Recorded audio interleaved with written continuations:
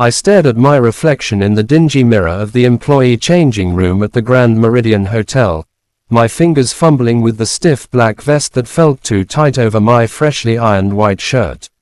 The fluorescent lights buzzed overhead, casting harsh shadows that made my face look paler than usual. The name tag clipped to my chest gleamed under the glare. Claire. It wasn't my real name, of course. My actual one was Emma. But it was similar enough that I figured I could respond without hesitation if someone barked it out in the chaos of the evening.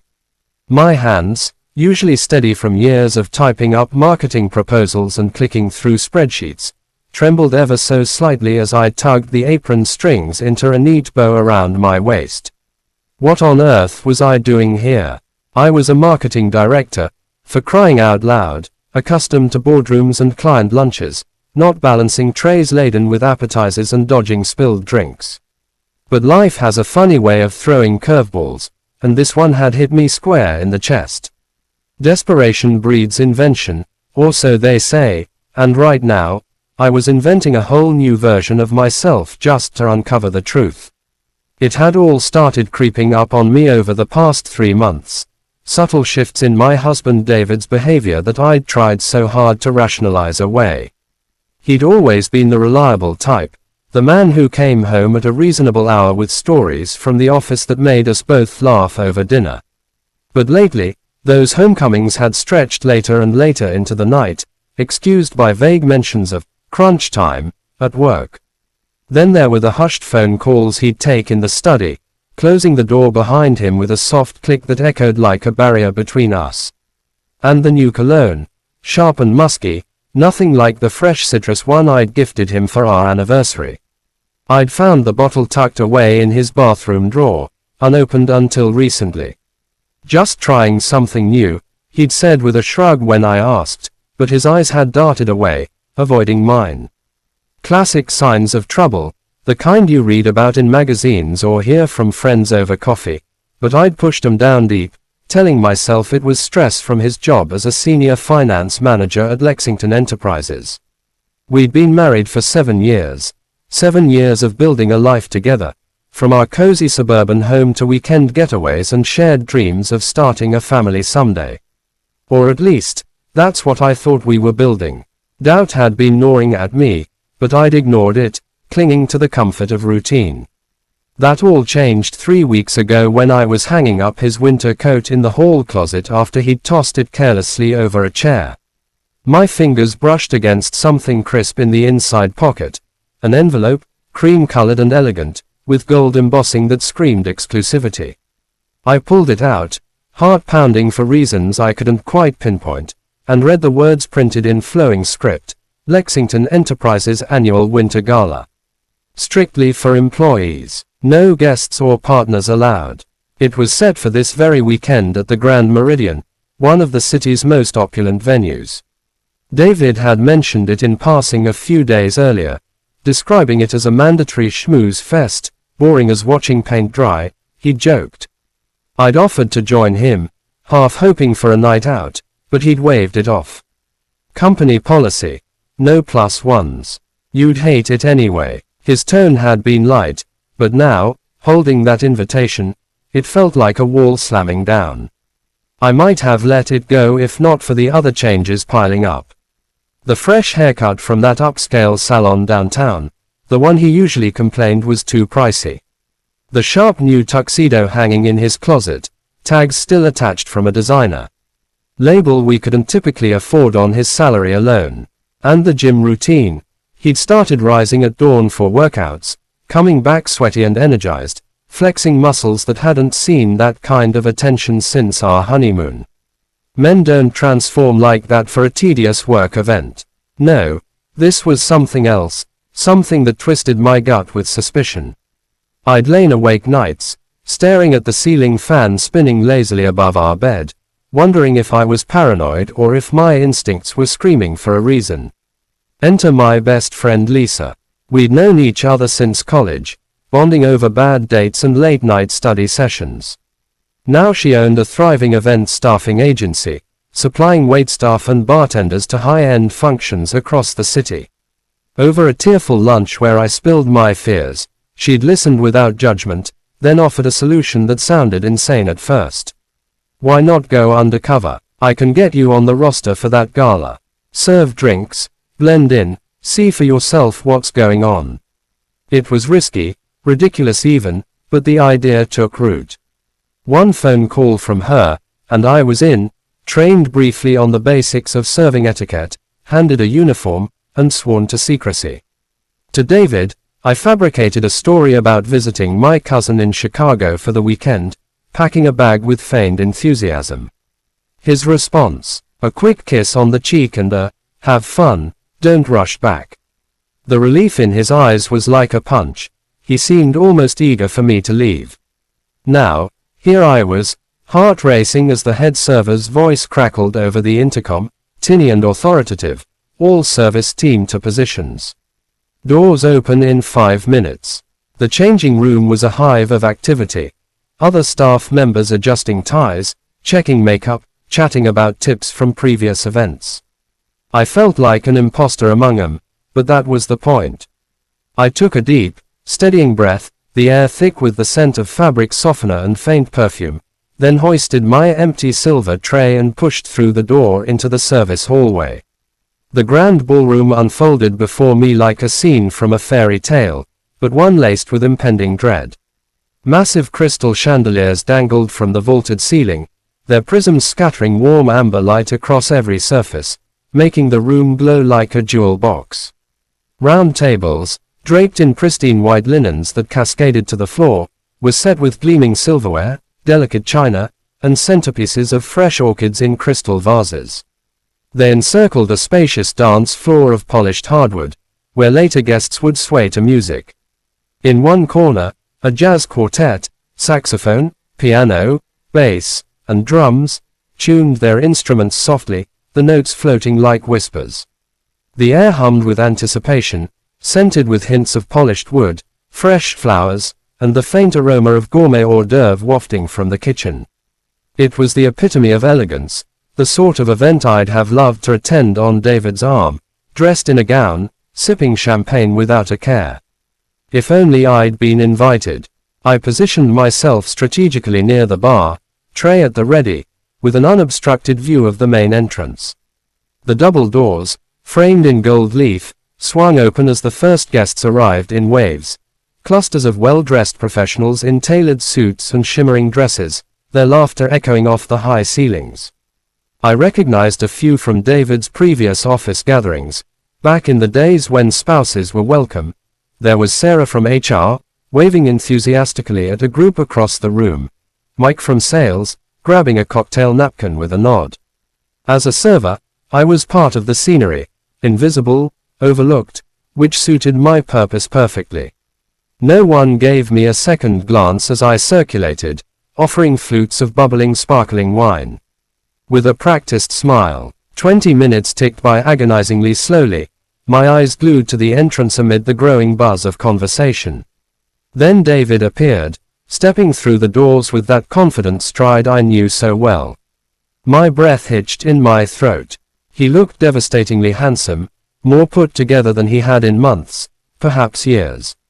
The new tuxedo hugged his frame perfectly, accentuating the broader shoulders from his gym sessions. His hair was styled with precision, slicked back with that high-end product I'd spotted on our bathroom counter.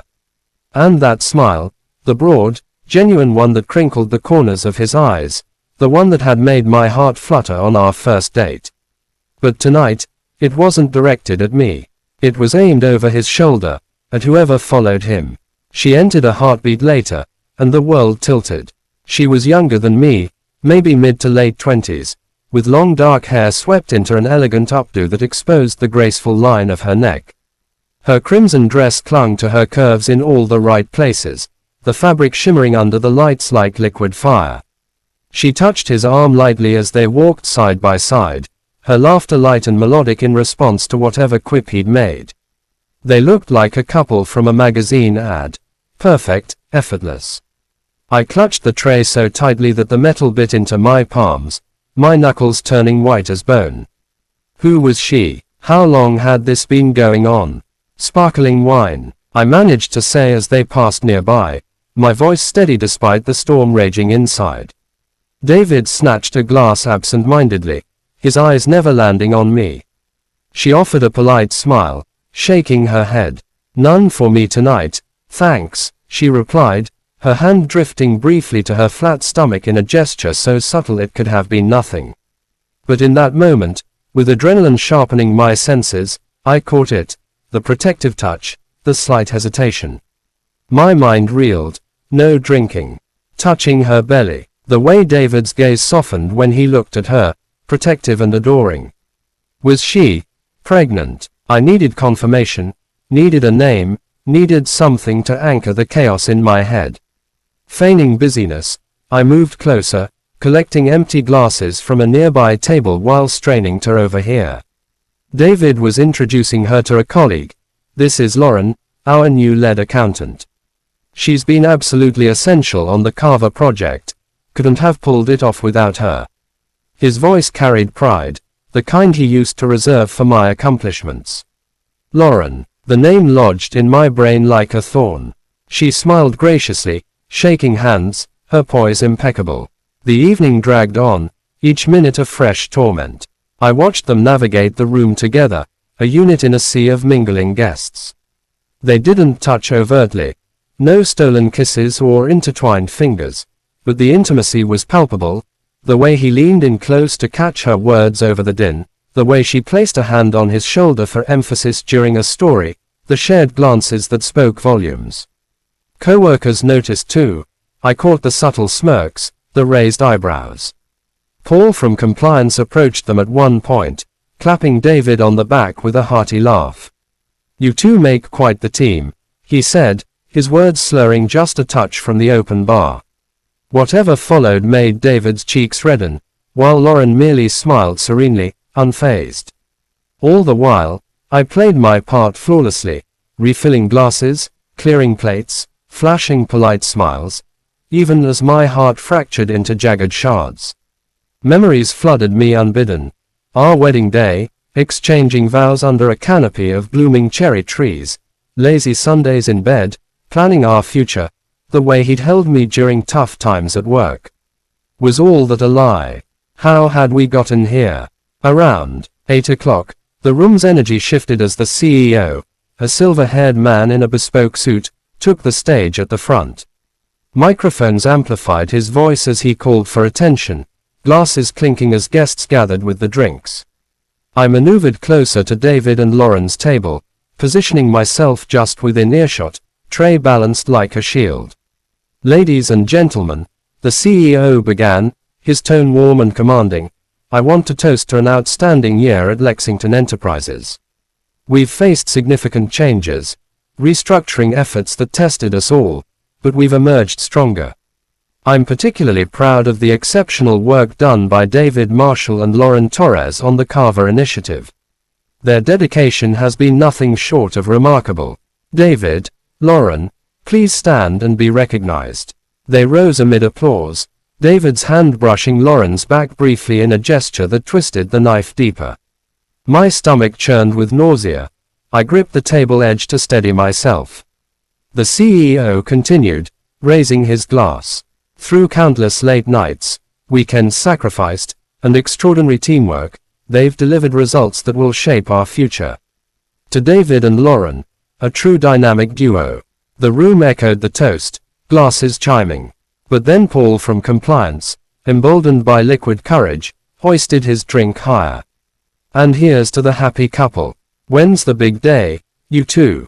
Spill the details." A stunned silence blanketed the room for a split second, followed by uneasy laughter and hasty subject changes.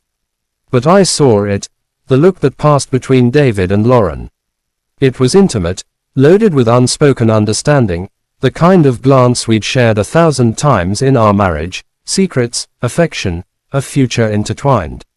Love. My vision blurred with hot tears I refused to let fall. I couldn't stay there. Dropping my tray on the nearest surface with a clatter, I bolted for the service corridor, ignoring a puzzled glance from a fellow server. The hallway was empty, cool air a stark contrast to the ballroom's warmth. I leaned against the cold wall, chest heaving as sobs threatened to escape. Happy couple. Big day. Wedding. It all clicked into place. David wasn't just cheating. He was planning an entire new life, one that didn't include me. Divorce papers, a fresh start, leaving behind the woman who'd stood by him for 7 years. The shock wrapped around me like ice, numbing everything for what felt like an eternity. 5 minutes. 10, 15. Time lost meaning. But gradually, the numbness thawed, replaced by a searing anger that clarified my thoughts like a flame cutting through fog. White-hot, purifying fury. I wasn't going to shatter here, not in this sterile hallway. I'd come for the truth, and damn it, I'd found it. But truth alone wasn't enough anymore.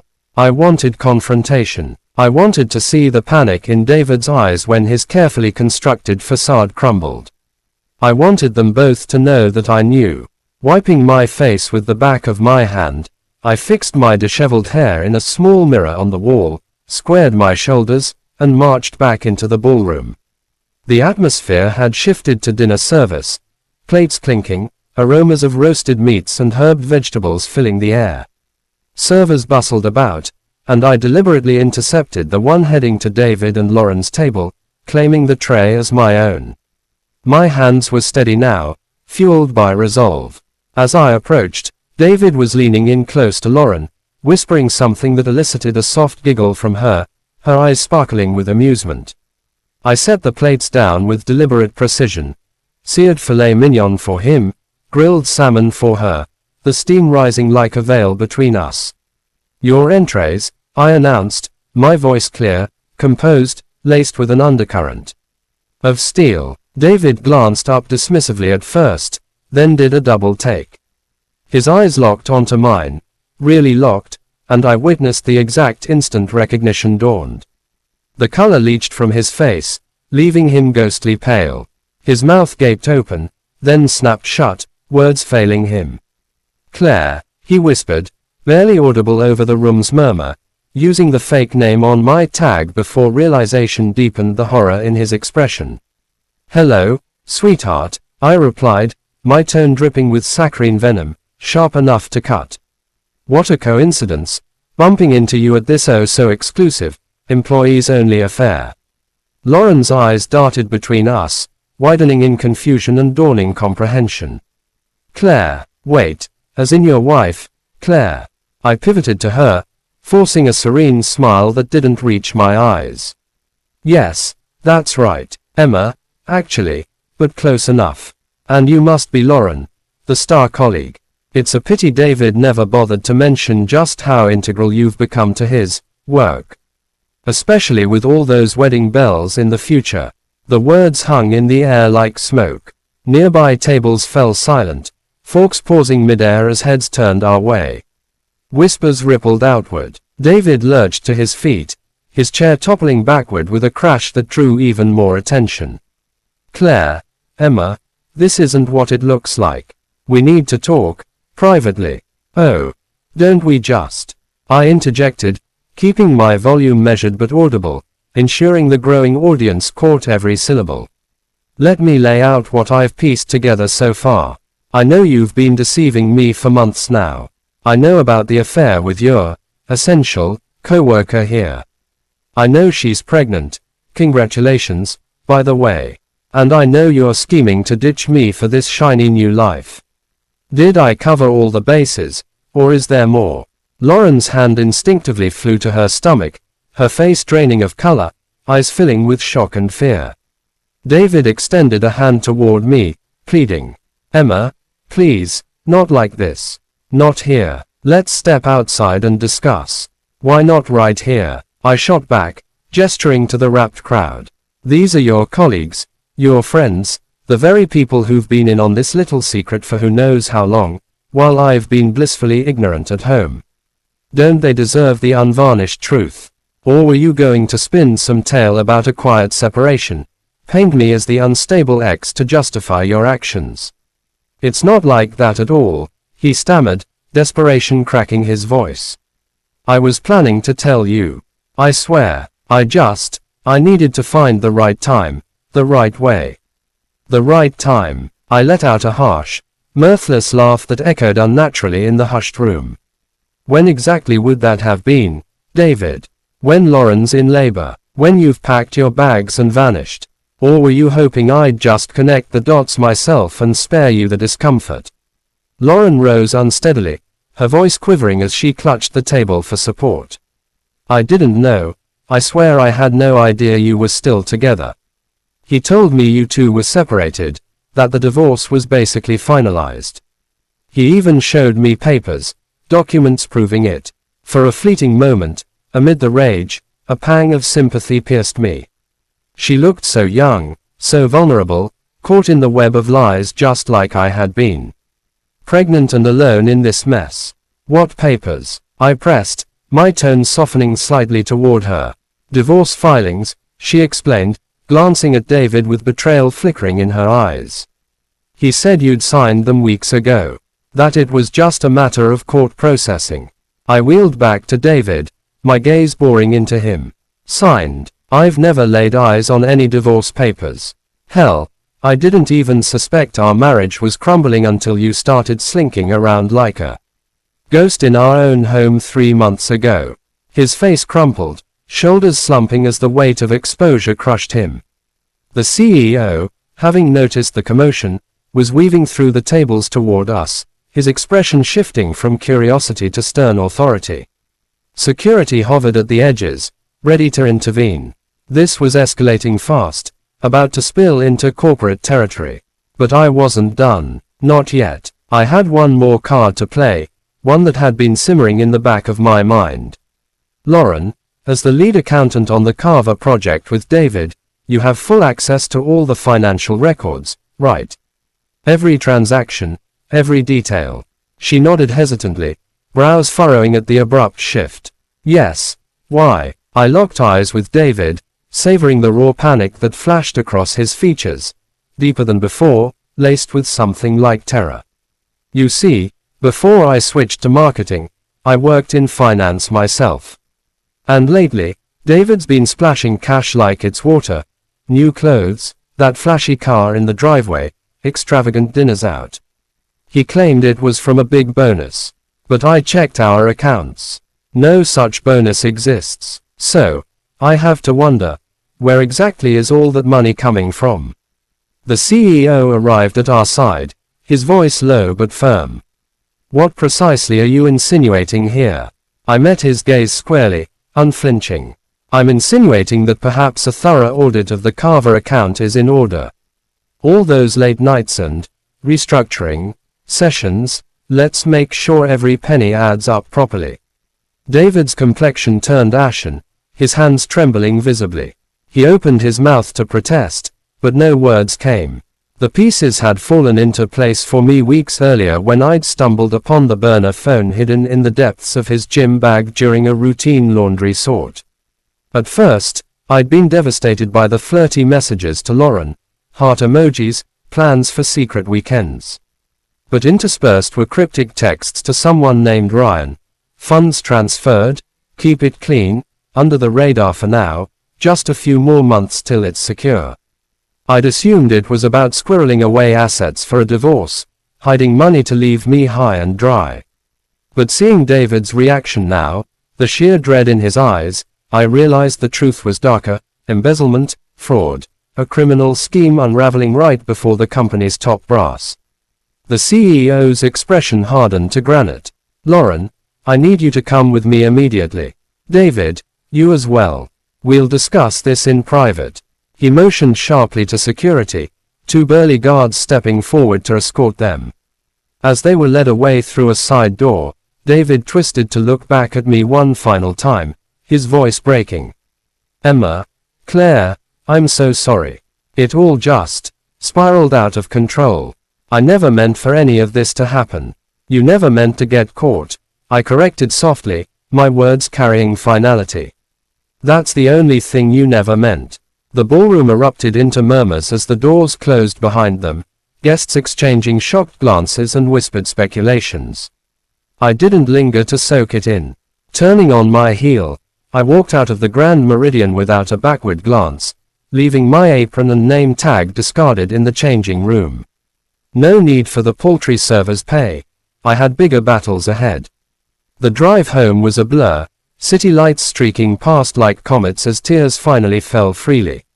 I packed a suitcase with essentials. Clothes, toiletries, a few cherished photos from happier times, then checked into a nondescript hotel on the outskirts of town, the kind with anonymous rooms and 24-hour coffee. Sleep evaded me that night. Instead, I replayed the evening's events on loop, dissecting every look, every word. The next morning, fueled by black coffee and determination, I dialed the number of the city's most renowned divorce lawyer, a shark in stilettos named Victoria Hale. Her voice was crisp and reassuring over the phone. "We'll protect your interests, Emma. He won't get away with this."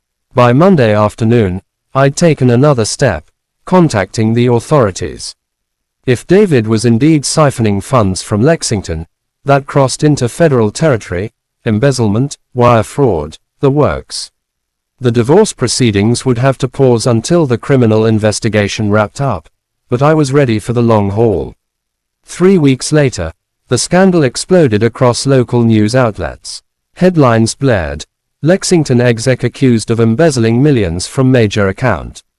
David had been at it for over a year, starting with minor discrepancies, falsified invoices here, phantom vendors there, escalating to bolder transfers that totaled in the high six figures. He'd manipulated records, forged approvals, and used Lauren as an unwitting accomplice, having her sign off on documents she believed were above board. When confronted, she'd broken down, providing full cooperation to investigators in exchange for immunity.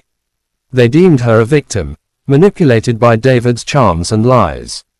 The stolen funds had financed his double life, opulent dates with Lauren at 5-star restaurants, a hefty down payment on a luxury condo in the trendy part of town where he envisioned their fresh start, risky cryptocurrency investments that had mostly created a mid-market volatility. His grand plan: amass enough to cushion the blow of divorce, marry Lauren, raise their child in style, and vanish the old life like a bad dream. Instead, he stared down federal charges: wire fraud, money laundering, embezzlement, carrying a potential sentence of 5 to 10 years in prison. Lauren, though cleared criminally, lost her job at Lexington amid the fallout, her reputation tarnished despite her innocence. I encountered her once more, about 6 months later, in a quiet corner cafe downtown. She was visibly pregnant now, her belly rounded under a loose sweater, dark circles under her eyes speaking of sleepless nights and stress. Our eyes met across the room, and she approached tentatively, cradling a herbal tea. "Emma, I'm so sorry," she began, voice thick with emotion. "I truly didn't know about you. He lied to me too." I nodded, sipping my latte. "I believe you. We were both played." She asked, tears welling, if I hated her. "No," I replied honestly. "I hate what he did to us both." She broke down then, confessing her fears of single motherhood, the uncertainty ahead. I jotted down the contact for a reputable family lawyer I'd connected with through my own ordeal and wished her strength. She deserved a fair shot, free from David's shadow. The divorce finalized 8 months post-gala, David scrawling his signature on the papers from his attorney's sterile office, mere weeks before his trial commenced. I walked away with the house, a cozy 3-bedroom we'd renovated together, the car, and full control of my retirement accounts he'd schemed to plunder. Alimony. I waived it. I wanted no ties, no reminders, nothing that smelled of his betrayal. The trial unfolded like a grim courtroom drama I watched from afar, reading updates in the papers rather than attending. David appeared diminished in photos, thinner, hollow-eyed, his once sharp suit hanging loose. He pled guilty to lesser charges in a bid for leniency, netting 7 years with parole possible after 5. I skipped the sentencing, opting instead for a quiet celebration with Lisa, expensive Cabernet and gourmet takeout, toasting to new beginnings. A year on, life bloomed anew. I snagged a promotion to lead marketing director, overseeing a team that valued my insights and drive. I sold the old house, too many ghosts, and moved into a sleek apartment in a upscale neighborhood, complete with a doorman, floor-to-ceiling windows overlooking the glittering city skyline, and a sense of security I'd long craved. Dating crept back in. Casual coffee meetups, dinners with intriguing conversations, genuine laughter that healed old wounds. Nothing serious yet, but the freedom felt intoxicating. David's mother cornered me once in the produce aisle of our local supermarket, her eyes red-rimmed. "I'm so sorry for what my son did," she murmured, clutching a basket of apples. "I raised him better." I assured her the blame lay with him alone, not her. She asked tentatively if I'd consider visiting him in prison. "No," I said gently but firmly. "Some chapters are best left closed, for everyone's sake." Even Paul from compliance reached out via LinkedIn, his message contrite. I believed David's story about the separation. I should have questioned it. "I'm truly sorry for any part one played." I accepted the apology, adding that I hoped it taught him, and others, to dig deeper next time. He replied that it had. 2 years after that fateful night at the Grand Meridian, I found myself on a brightly lit stage at a national marketing conference, microphone in hand, addressing a packed auditorium on the themes of brand authenticity and consumer trust. As I spoke, weaving in anecdotes from my career, a realization struck mid-sentence. For 7 years, I'd curated the perfect facade, the idyllic marriage, the successful power couple, the envy-inducing life. It was all smoke and mirrors, false advertising at its finest. But the woman commanding the stage now, she was forged in fire, resilient, perceptive, unapologetically real, far stronger than the version who'd turned a blind eye to red flags. In the Q&A that followed, an attendee posed a question: "How do you handle major professional setbacks?" I paused, smiling genuinely. The same way I tackle personal ones, by confronting the truth head-on, no matter how excruciating. Then I craft a strategy and execute it with unyielding focus. You'd be astonished at what you can achieve when you ditch the pretense and embrace reality. Applause thundered through the hall. Post-presentation, a line formed, colleagues and strangers alike sharing their own tales of betrayal and rebirth, seeking guidance. In that moment, I understood, my ordeal, as harrowing as it was, had bestowed invaluable gifts: perspective, fortitude, the unshakable knowledge that I could weather any storm. I often reflect on that evening, the quiver in my fingers as I affixed that deceptive name tag, the thunderous pulse in my ears as I proffered champagne to my oblivious husband and his paramour, the pivotal instant when I teetered on the brink of flight before plunging into the fray for the complete truth. I'm profoundly thankful I persevered. Thankful I voiced the unspeakable. Thankful I rejected the seductive ease of denial. For without that courage, I might still be ensnared in delusion, wed to a deceiver, a spectral figure in my own narrative. That solitary night dismantled a union, exposed a felony, and demolished the illusory existence I'd tolerated far too long. Yet it also restored my essence, the authentic self, indomitable, resolute, intolerant of falsehoods. And that liberation, earned through anguish and tenacity, surpasses the worth of any vow inscribed on parchment.